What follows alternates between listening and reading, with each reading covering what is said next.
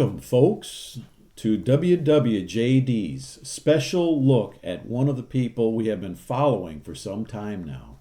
His name, Paul of Tarsus, and today we want to speak about an adventure he had in Philippi with his good friend Silas.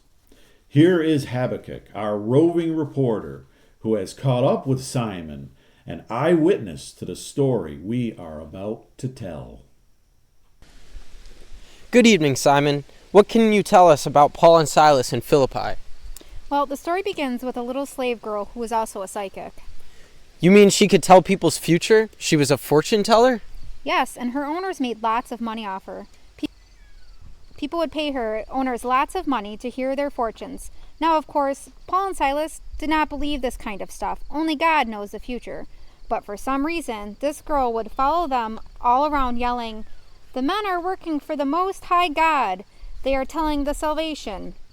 Now, even though this was true, who wants a fortune-telling advertising right? So one day, Paul had enough, and he cast out her spirits that lived within her in the name of Jesus.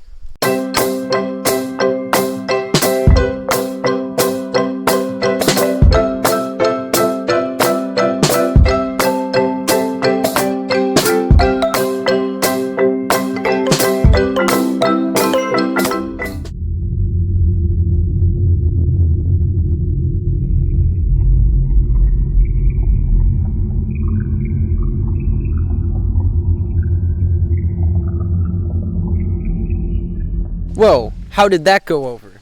Her owners had Paul and Silas arrested and thrown in jail because they would now lose lots of money with her not being able to tell fortune. They were accused of disturbing the peace and not following Roman law. Man, Habakkuk, this guy Paul certainly gets into a lot of trouble helping people. But let's take a minute out and hear from Bippy, our sponsor. Hello, my good friends. Bippy here again. I am the proprietor of Bippy's 7-ish to 11-ish general store. Our motto is, we're the store where your shekel gets you more. We are members of your community and located on the corner of Straight Street and Crooked Road in downtown Damascus. On behalf of my family, I bring blessings and greetings of peace to your family. Shalom, my friends. I hope that you are well and are having a wonderful day at home, and that you might be able to see me clearly on your widescreen Boulder HD TV and perhaps also via Zoom on your stone tablet. Let me tell you a little story. One night we were at home. It was past sunset and our house was shuttered for the night. The door was locked. All of a sudden there was this banging on the door. Boom, boom, boom. Who could it be at this hour? I cautiously opened the door, and much to my surprise, it was my beloved brother and his family. They had traveled a long way to come and visit with us. They were tired and they were hungry. Perhaps you have experienced a similar event, unexpected guests, and insufficient supplies in your cupboard to meet their needs. Bippy's has everything that you need to help in this situation. We have fresh dates and figs and olives and straw for bedding the camel and extra blankets to help keep them warm for your guests and oil for your lamps. Listen, I am here to help you. No matter the hour, come and knock on my door and we can turn your frown upside down and make your visit a success.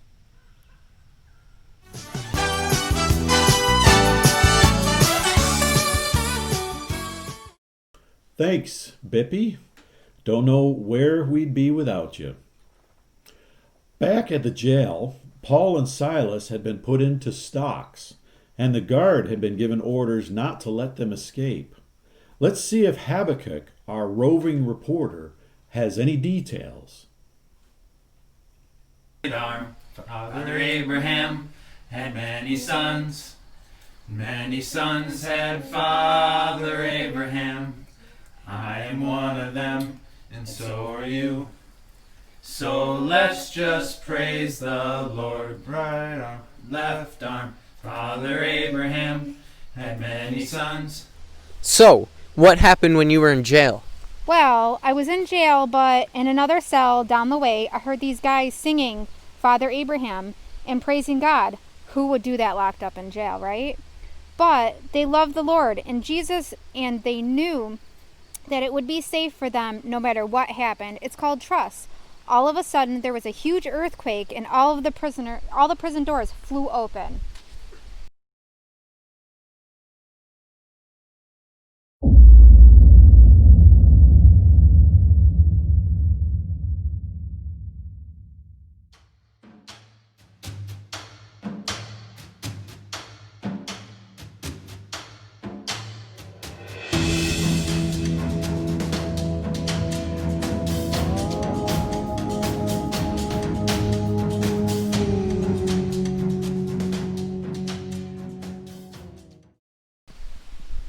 So did all the prisoners leave? What did Paul and Silas do?